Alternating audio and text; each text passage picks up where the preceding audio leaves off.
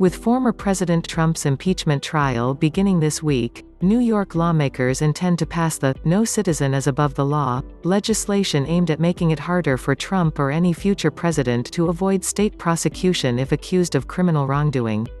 The bill, introduced by Senator Michael Gianaris, D. Queens, and Assemblyman Nick Perry, D. Brooklyn, will toll the statute of limitations in order to bring a case, meaning freezing or stopping the clock on the limitations period for the years a president is in office.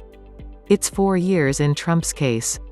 A sitting president is immune from arrest or prosecution while in office, according to a pair of Justice Department memos, one from 1973 and another from 2000, which interpret the U.S. Constitution. But the U.S. Supreme Court has never made a determination on the issue.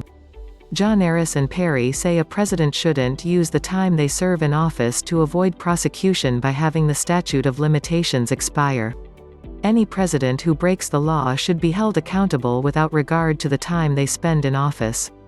As our nation prepares for an unprecedented second impeachment trial, we must close the loophole that allows presidents to escape culpability by exploiting statutes of limitations due to presidential immunity, Gianaris said. Both State Attorney General Letitia James and Manhattan District Attorney Vance Jr. are investigating Trump's business dealings.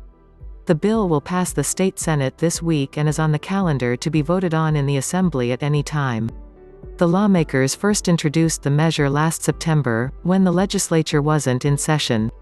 Trump legal advisor Alan Dershowitz said the proposed state law is probably legal, as long as legislators don't extend the statute of limitations for criminal prosecution, typically 5 years.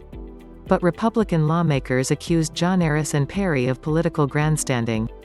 This is just a pointless political headline grab that's out of their jurisdiction and ignores more pressing concerns happening right in front of their faces, said Assemblyman Will Barclay, R-Syracuse. It's unfortunate they've spent far less energy reining in executive powers or issuing a subpoena to the sitting governor, added Barclay, referring to Governor Andrew Cuomo's handling of the coronavirus, including the nursing home death reporting scandal.